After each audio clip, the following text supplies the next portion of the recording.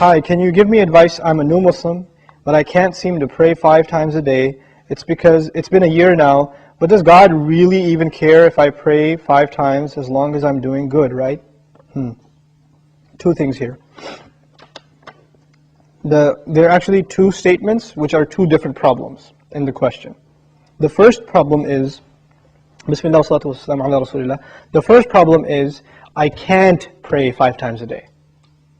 I can't do it. Now, I don't believe you.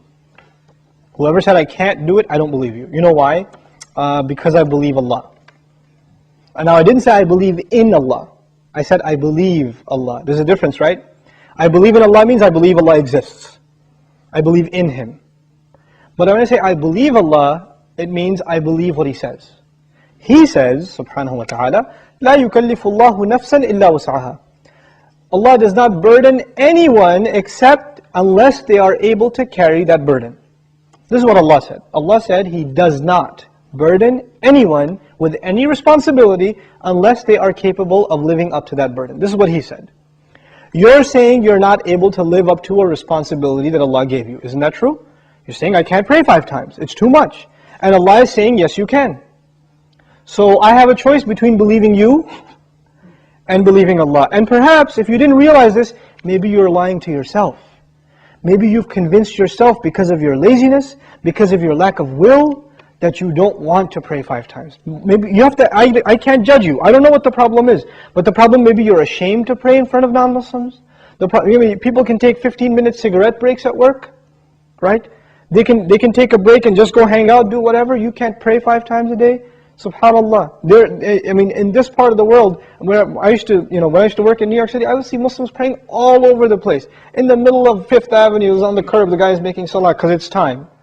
Or in the university, you open the copy machine room in the library, and there's like 3 guys praying right there, making salah. Muslims will pray. If there's time, we're going to pray. That's it. We're going to pray. So there are no excuses. All right. Okay.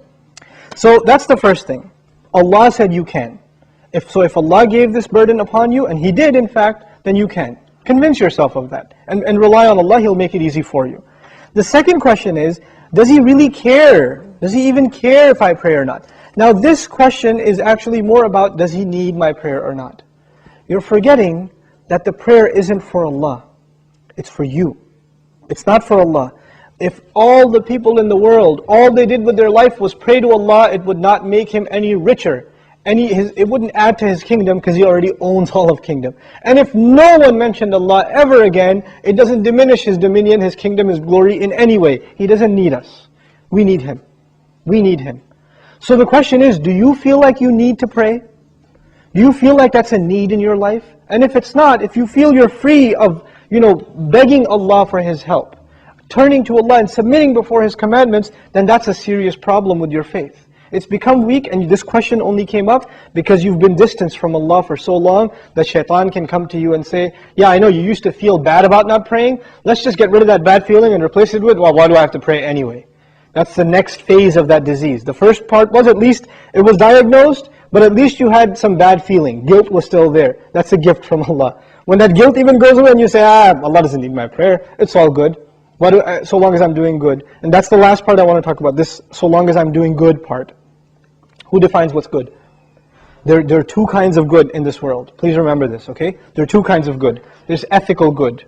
I'm good to my neighbor. I'm honest at work. I'm nice to people. I don't steal. I don't cheat. These are ethics, basic ethics, right? That everybody, I tell the truth. I'm honest. I pay my taxes, blah, blah, blah. These are ethical truths, okay?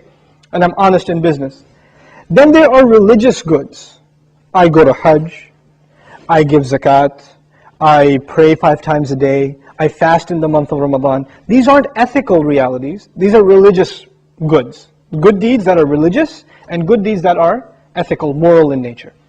What happens a lot of times with Muslims and with non-Muslims, especially it happens with Muslims, is that we make a distinction between these 2 things. So in the Muslim world, you will find people that are morally good. They're nice to their family, they take care of their kids, they're responsible in the household, they're nice to their neighbors, they're honest at work. Good people, but guess what? No religion. I don't need religion to be good, is what they say. And on the other extreme, you have people that pray, go to Hajj, give zakah, have a long beard, dress in a very religious garment, and yet terrible to their family, cheating people in business, highly immoral and unethical. So what's happened is we have separated the two dimensions of goodness: moral goodness, ethical goodness, and religious goodness. What Allah does in the Quran is fuses them together in the ayah. This one ayah is called Ayatul Bir, the ayah of goodness. What does it mean to be good? If you study that ayah, it is a combination of two things. It's a combination of ethical principles like fulfilling your promises, being patient, perseverant, and also religious goodness, establishing the prayer, giving the zakah, right? So it's a combination of both of those things in one place.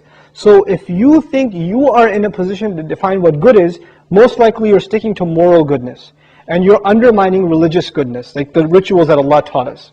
But what Allah wants is for us to have both at the same time. This is when a person is truly good. Otherwise, you're not really good.